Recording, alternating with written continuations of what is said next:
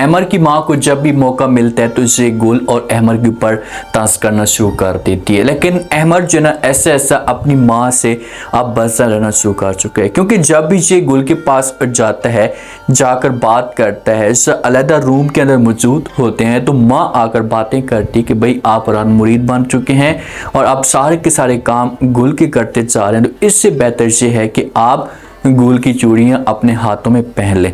तो अहमर बेचारा कब तक ये सब कुछ बर्दाश्त कर सकते हैं? क्या ये दोबारा से ये घर छोड़कर जा सकते हैं? और दूसरी तरफ एक इंटरेस्टिंग ट्विस्ट भी पैदा होता जा रहा है। जो अहमर की माँ है ना, ये अहमर के वालिद और अहमर के सामने डायरेक्ट जाकर बात करती है कि भाई नौशी को हम मस्जिद घर के अंदर नहीं बिठा सकते, तो हमें शादी करवानी होगी नौशी की। तो किसके साथ शादी होगी? अगर माँ कहती है अहमर को कि आप नौशी के साथ शादी करें, तो क्या अहमर जो होगा ये नौशी के साथ शादी करने के लिए तैयार हो जाएगा? देखिए कि अहमर के ऊपर इतना ज़्यादा प्रेशर था, इसे दबाने की कोशिश की गई, हर लिहाज से जो वो गुल से इसे जुदा करने की कोशिश की जा रही थी, लेकिन अहमर ने अपनी माँ को और सबको साफ अल्फाज में इनकार कर दिया। एक ही बात कह दी कि भाई आप लोगों ने जो कुछ भी करना है करके देख ले, लेकिन मैं कभी भी गुल को नहीं छोड़ूंगा। गुल खुद जाकर इसके पास जाकर बात करती है, अहमर को कहती है कि भाई आपकी फैमिली मुझे एक्सेप्ट नहीं कर रही, तो आप मुझे तलाक दे दें। लेकिन आगे से अहमर जो होता है ना,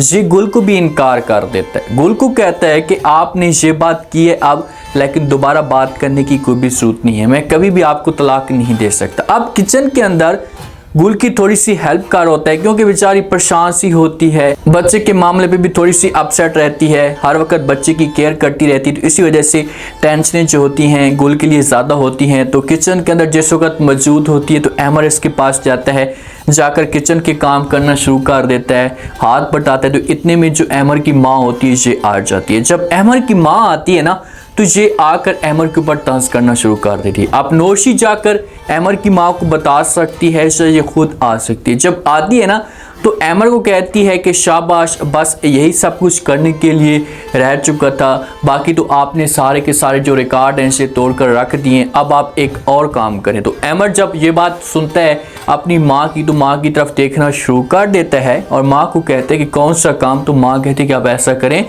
कि गुल की जो चूड़ी है ना, गुल के हाथों के अंदर चूड़ियाँ बहुत ज़्यादा हैं, आप थोड़ी सी चूड़ियाँ निकालें और ऐसा करें कि ये अपने हाथों के अंदर पहन लें। जब ये अल्फाज अहमर सुनता है तो अहमर की बस हो जाती है। अहमर को इतना ज़्यादा गुस्सा आता है, अहमर ने पहले कभी भी माँ के सामने ऐसी कोई बात नहीं की या नज़रों से कुछ भी ऐसा नहीं दिखाया। तो अहमर जो होता है ये नाराज़ होकर यहाँ से चला जाता है। जब जाता है तो माँ जो होती है इसे गुल के ऊपर इल्ज़ाम लगाना शुरू कर देती है कि भाई आपकी वजह से सब कुछ हो रहा है, आज मेरा बेटा मुझसे नाराज़ है आपकी वजह से। ये खुद नहीं सोचती कि भाई इसमें मेरी कितनी बड़ी गलती है। जब माँ भी जाती है तो नौशी आती है, गुल के साथ आकर बात करती है, तांस करना शुरू कर देती है और कहती है कि पहले कभी भी अहमर ने अपनी माँ के सामने इस हक की नज़रें नहीं उठाई या नज़रें चुराने की कोशिश नहीं की, आज पहली मर्तबा उसने ये सब कुछ किया आपकी वजह से। इसके पीछे मेन जो रीज़न है ये आप ही हैं। जब से आप इस घर के अंदर आई है ना, तो आपने घर को बर्बाद करके रख दी है। ये अल्फाज गुल सुनेगी तो गुल लाजमी तौर पर परेशान होगी, क्योंकि गुल इस घर को बनाना चाहती है और गुल ने इसी वजह से अहमर के साथ शादी करने से भी इनकार किया और अभी भी ये बार बार अहमर को मजबूर कर रही है कि आप मुझे तलाक दे दें, क्योंकि गुल इस घर को बर्बाद होते हुए नहीं देख सकती। तो ये एक दफ़ा ज़रूर जाएगी जहाँ पर नौशी के साथ बात कर सकती है, कह सकती कि भाई इसमें मेरा किसी किस्म का कोई भी कसूर नहीं है, मैंने ऐसा कुछ भी नहीं किया, मैं अगर ऐसा कुछ करने वाली होती तो मैं कब का अहमर को जुदा कर चुकी होती। जैसे अगर ये बात नहीं भी करती तो ये अहमर के पास जाएगी, अहमर को समझाने की कोशिश करेगी और कहेगी देखें जो कुछ भी कह रही है आपकी माँ, बस आप चुपचाप खामोशी के साथ बर्दाश्त करें और अपने आप को माँ के साथ सेट करने की कोशिश करें। तो अहमर जो होगा ये बात मान सकता है गुल की, लेकिन अहमर की माँ को इस बात की कदर नहीं है कि भाई इसके पीछे कौन माहौल को एडजस्ट करने की कोशिश कर रहा है। ये तो उल्टा और भी ज़्यादा गुल के ऊपर इल्ज़ाम लगा देती है। जो नफीस की बेगम है ना, पिंकी नाम है जो भी, ये अब जाती है क्योंकि जो सुरैया और सुरैया की माँ से दोनों इसके ख़िलाफ़ प्लान बना रहे होते हैं कि भाई किसी भी तरीके से हम नफीस को भड़काने की कोशिश करेंगे, नफीस को खिलाफ़ करेंगे और फिर पिंकी को हमेशा के लिए नफीस तलाक दे देगा। माहौल जो होगा ये सारा का सारा हमारे कंट्रोल में आ जाएगा। तो इसी वजह से पिंकी जाती है और जाकर सुरैया को बातें सुनाना शुरू कर देती है और कहती है कि मैं गुल की तरह नहीं हूँ कि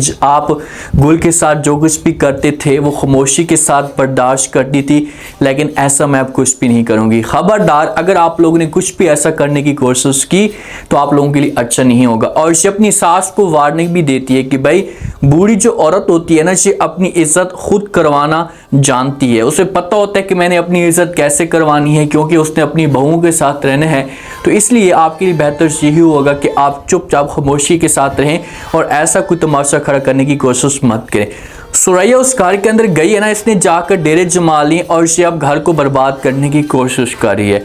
ये अब चाहती किसी तरीके से घर के अंदर नफरतें पैदा हों ताकि इस चीज़ का मैं फ़ायदा उठाने की कोशिश करूं, क्योंकि ये अपनी जायदाद की लालच में होती है कि जब सब कुछ जो वो बंटना शुरू हो जाएगा तो जो बची कुछ जायदाद होगी या थोड़ी बहुत जायदाद होगी ये मेरे कंट्रोल में आ जाएगी। लेकिन ये गुल नहीं है, ये पिंकी है और पिंकी ने साफ अल्फाज में लोगों को इनकार कर दिया है। अमर की माँ आती है अमर के पास, साथ में अमर का वालिद भी मौजूद होता है। इन दोनों के साथ बात करती और कहती कि देखें जो कुछ भी होना था वो तो हो चुका है। अमर ने हमारी बात नहीं मानी, इसने शादी कर ली, लेकिन हमें अब नौशी के बारे में भी सोचना होगा, नौशी का कुछ करना होगा। अगर नौशी इस हिसाब से घर में बैठी रही तो लोग आकर हमारे पर तांस करेंगे, बातें करेंगे और इस तरह से नफरतें जो होंगी से फैलना शुरू हो जाएंगी।